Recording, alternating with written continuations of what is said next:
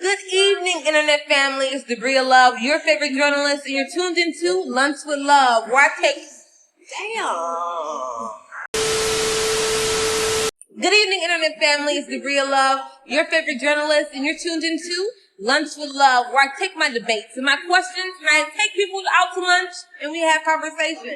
And today I'm here with Dr. Amaka, the black plastic surgeon, and one of my favorite celebrity beauty makeup artists, Bianca. We're here to talk beauty, and what is beauty? I'm Dr. Amaka. I'm a plastic surgeon here in Nashville, Tennessee. I do the full array of cosmetic and reconstructive plastic surgery of the face, breast, and body. I'm Bianca. I'm a local makeup artist here. I've been doing makeup for about 6 years, and I'm currently working at Artificial Makeup and Photos, the dopest spot to get your makeup and your photo done. Come see us, everybody. Everybody's saying, like, if you wear makeup, that means you don't love the natural you. Like, you did plastic surgery, you don't love the natural you. What do you guys have to say about that? I think it's the opposite. I think that I think actually people who really love the natural then are more prone to do something because they're like, I really love myself, but I'm not comfortable wearing this. I have such a hard time shopping because of how things fit. I had babies and I feel beautiful, but when I look in the mirror, I don't kind of see what I feel. Mm-hmm. But I think it's actually the other way around. Mm-hmm. I think there are a lot of stereotypes about beauty that are being broken, which is a good thing. But I think a lot of them actually are kind of like opposite in terms of how you think about them. Yeah, I agree. I was talking to my husband about, like, if you feel like you have to, in order to love yourself, you have to love your aesthetically, you have to love your face. Yeah, and I don't think that's true. Like I said, I feel like I'm a beautiful person. I touch people every day. I make them feel beautiful. Like, every day I'm living beautifully. You know what I mean? So to put, some lines on my face or to, get into character or to, play dress up, that has no, they don't counteract. They don't, you know what I mean? So I feel like for women to say, hey, I deserve to, walk in a room and get attention and know that I deserve it. Like, that's important. Everybody should be able to feel like that. It's not, it shouldn't go to one certain person because, whoever has deemed them more beautiful or deemed them, born with it or whatever. Like, so going with them deemed born with it, so it means that we are chasing some standard of beauty. I'm going to ask you guys, like, do you guys feel like that there is a beauty standard that we're chasing? And if so, what do you guys think that standard is? I think I'm seeing a lot, especially with social media now, and celebrities and all that. I'm seeing a big trend towards this standard of, for example, I see a lot of black women who come and they say, well, as a black woman, I'm supposed to have shape. I'm supposed to have a waist and hips, and I don't. And I feel really self-confident, I don't have a lot of confidence regarding that because this is what I'm supposed to have. So I think there is a standard out there in terms of what we see on social media, what we see as celebrities who, are all kind of portraying their bodies and things in terms of like, that is beautiful. I think a lot has changed. For example, growing up, standard beauty, you didn't see a lot of big booties, big butts and hips. It wasn't the trend. It wasn't the trend. It's all about trends, I think, a lot. Yeah. We still self-love if the beautiful we're chasing after is a trend, and it's not like, embracing who we are. I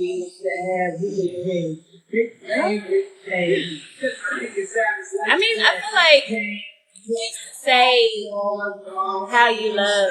We all have different love languages. Like, who's to say you don't love yourself or you don't, just because I don't want to get on stage and, say, look at me, doesn't mean that I don't love myself or that I don't think I'm beautiful or that I, you know what I mean? Like I said, I display that in a different way or I want to, exude that in a different way. So, like, black women, we change our hair daily, right? Like, that doesn't have anything to do with it. It's about how we feel in that moment, how we want to express ourselves in that moment. So, even with loving ourselves, like, it's how we want to do that in the moment. You know what I mean? So even if you're chasing or If you're doing squats, if you go to the gym and that's all you do is squats, is it not self-love if you're not working out? You know what I mean? Like, how do you... True. How do you That's a gauge good I guess they're saying because you work for it, I guess. I don't know. But you work for the money you spend to go get it done, too.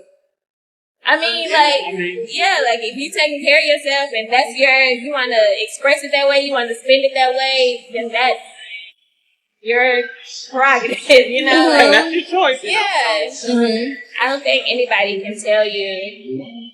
And I think that's really what it comes down to, like other people's opinions. Like whether they're saying you need to lose weight or, you know, you don't need to lose any more weight. Or, you know what I mean? And then you have all these thoughts in your head and you're not really asking yourself, like, what makes me feel my best? Like, what makes me feel confident and whole and, you know, worthy, you know?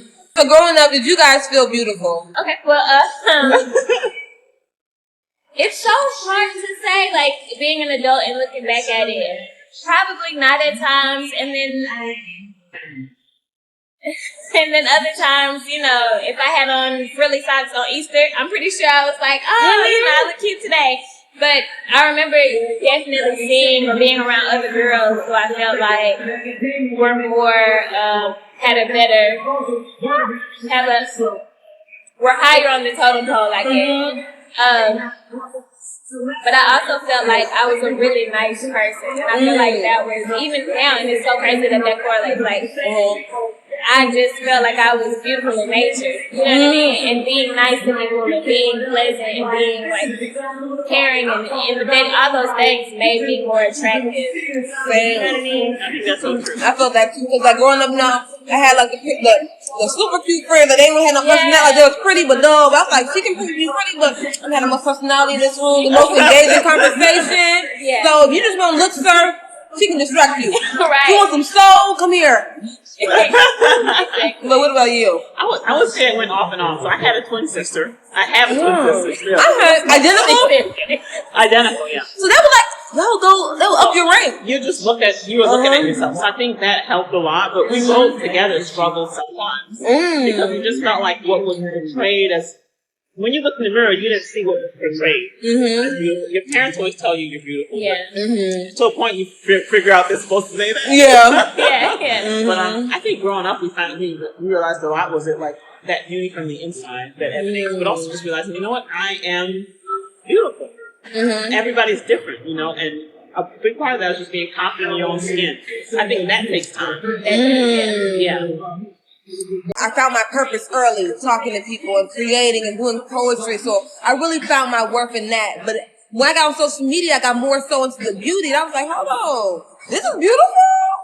And I looked in the mirror and said, hold up, this is not me. And it's like, I consider myself a very confident person. But I would still, you know, get a little nip and I would get a little rhinoplasty, you know, a little boob job. Does that make me, you know, not confident? Because you want to get, like, do you have women who are confident who, like, come into your office? You know, people get the stereotype that most women with low self-esteem come, you know, and wants to get some work done. I think actually, people who are confident make the best surgical candidates. Because I find that if you have confidence and you're just doing something, because you know what, this is one thing. Most people, you know, how long have you thought about this one thing? They're like, 5 years or 10 years or 15 years, and finally I'm like, I thought about it enough, I'm just going to do it so I can just feel my best me. I think they actually make better surgical candidates because when you're not confident, it's like you're searching for something.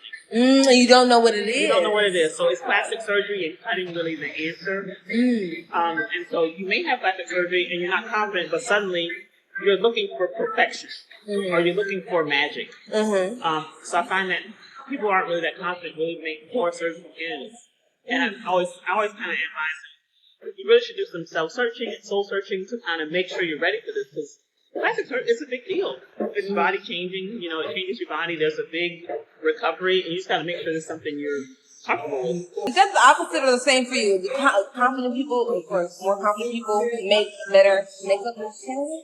Or do you like the transformation of the girl getting a chair like this and she look at her face and it's like, yeah, I love that. I love that moment. Like, just seeing their And for one thing, it is the makeup. It is, because I'm pinpointing things about them that I see that are beautiful, or ask them like, what's something you really like about yourself, especially with like brides. I ask, what's something you really like about yourself, and something your husband compliments all the time. Like I want to put that on the forefront, but also just them knowing that someone is spending time to do this for them, like the pampering, or there's this big old mirror right in front of them. They're sitting in this chair. They feel worthy of that moment. You know what I mean?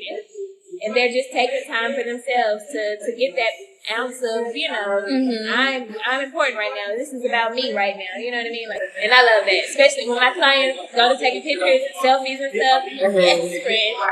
Yeah, but job well done. You feel it. You see it. You see what I see. Okay. So I have a question. Is nose contour culture appropriation? Because I asked like with the Summer Walker thing, like when she got her nose out, it's like, why is she trying to do that? Get that little Michael Jackson nose, and she just embraced her beautiful black nose. And she's in the public, like that's her job. She has to look at herself every single day. That's all that she does. Like, why should she have to look at herself and be reminded all the time of the things that she doesn't like? Like, that's unfair. It really is. I don't, because I always think, especially with stuff like nose jobs, to me it's always important. Like, there's, across races, there are things about people that have about their noses that they don't like. You know? And so, but I always think it's so important to maintain ethnicity when you're doing a nose job. You don't want to give someone a nose that kind of fits a different ethnicity, because then it doesn't look right. So I think it's not really. I think it's just people wanting to fine tune, and little tweakments are so common. Like, you know what, this thing about my nose I don't want to do. It's all over social media. It's more accepted now, so I'm just gonna go out and do it. You were talking about you have gotten more patients since COVID. Yeah. And why do you think that is? I think there's a couple factors. I think probably the biggest factor is that people are at home and working from home a lot. And so they're like, this is a perfect time to recover. I had actually a few people contact me when we were closed and saying, hey, can I have surgery because I'm not working? But obviously we couldn't because we were closed on the street. But I think people working from home, the recovery is easier. You don't have to do any work. Facial stuff is common because they're wearing masks, so no one knows if you got a nose job, that kind of thing. I think the other factor is that people are at home, more time to think, evaluate themselves, look in the mirror, and like see things that, hey, you know what? I'm looking at my nose more. I have some more time. I'm looking at my abdomen or breast. So I think there are two reasons, but it actually seems like it's picked up after COVID. Everyone has talked negatively about how social media has affected beauty standards, but how do you guys think it has positively affected it? I think confidence, the conversation about confidence, the conversation about giving a voice to the people who didn't have a voice, Get more dark-skinned influencers. Yes. Bigger sizes. All of that. I think there's going to be a negative and a positive to everything, and I think that it's our responsibility as human beings with, the gift of thought to like find our middle ground and put the things on the pedestal that deserve to be on the pedestal. And I think that social media is definitely bringing us together. It's bringing the conversation up that needs to have been brought up a long time ago, and it's doing it a lot faster than we've ever been able to do. So, there are negative parts of everything. I think the negatives are, the selfies, and the, adjusting and filters and like, can I look like this? And it's like, well, that's a little, so this, I think that is kind of a negative thing. You see a lot of people that come in and say like, I want to look like this, and it's a filter of themselves. Oh my gosh. Oh, they show you a filter picture and be like, you can't do that? You're like, what can you do, Oh. And the other thing I would say is, positives are exposure. For example, like I met Bianca and she does my makeup. She's done my makeup 2 times, and it was awesome. Through Instagram. Yes. So I think exposure. Otherwise, how would I have even, So another thing is patients are. I think people, prospective clients for makeup or surgery are realizing all their options. And plastic surgery has become more like normalized. Now people are more like, oh, girl, go BBL. Oh, look at BBL. Yeah. It's like, oh, Kim Kardashian still hasn't admitted it hers yet, but we all know. Right. So you can tell us she does have BBL. Yeah. Yeah. I can tell you. I think there's a question there if there's also implants involved. Yeah, because that is very diaperish. It's me diaper. It's quite Giving me cool. diapers. It's quite cool. Well, as we wrap up the conversation, I thank you good ladies so much. Any last thoughts on like beauty or like how would you guys change beauty? I don't want to say anything cliche, but I No, would Hallmark. like to, yeah, No, I mean, yeah, just a little Christmas bit. around the corner. But just thinking of beauty as an action or as a, not an action, but I do this. Like when they wipe off your makeup, like what would you want them to say so they still feel beautiful?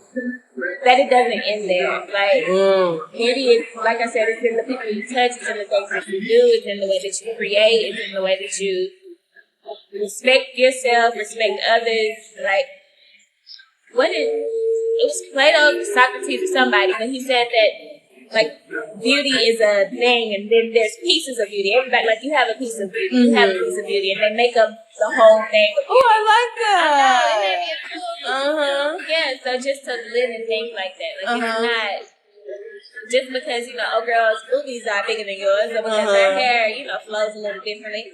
It takes nothing away from your beauty. Before people come in your chair, what would you want to say to them about beauty? Oh, yeah. I think I would echo on that. And really it would be like, just think about your own beauty, your own self. It starts with you. And just don't compare yourself with people. I think that's so important. So many people come and they're like, this is what I want. And I'm like, well, where did this person start from? What is your starting canvas? Everybody's completely different. As a plastic surgeon, I see everybody's completely different. And I expect their results to be different. And until you realize your own beauty, no matter what we do with plastic surgery, you may never see it. Oh, y'all both have daughters. So if your daughter came to you and was like, Mom, I want to get some plastic surgery, what would you say? First of all, how old is she? Okay. 18. 18.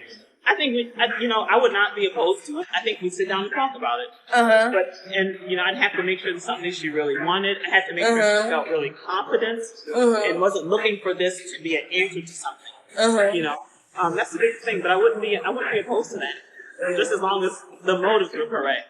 And it was just helping to kind of give her a tweak, but she already felt like, you know what, I'm beautiful, but I just want to add this little thing I've been thinking about for 10 years. This was a lot of things, like a Kylie Jenner type thing. Is that a no on your end?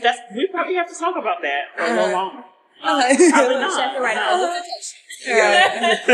And then it's a little more introspection. So, yeah. If my daughter wanted plastic surgery, yes, we would have to talk about it. I would phone Dr. Amaka. Tell her all the cons first. And then we can discuss the pros.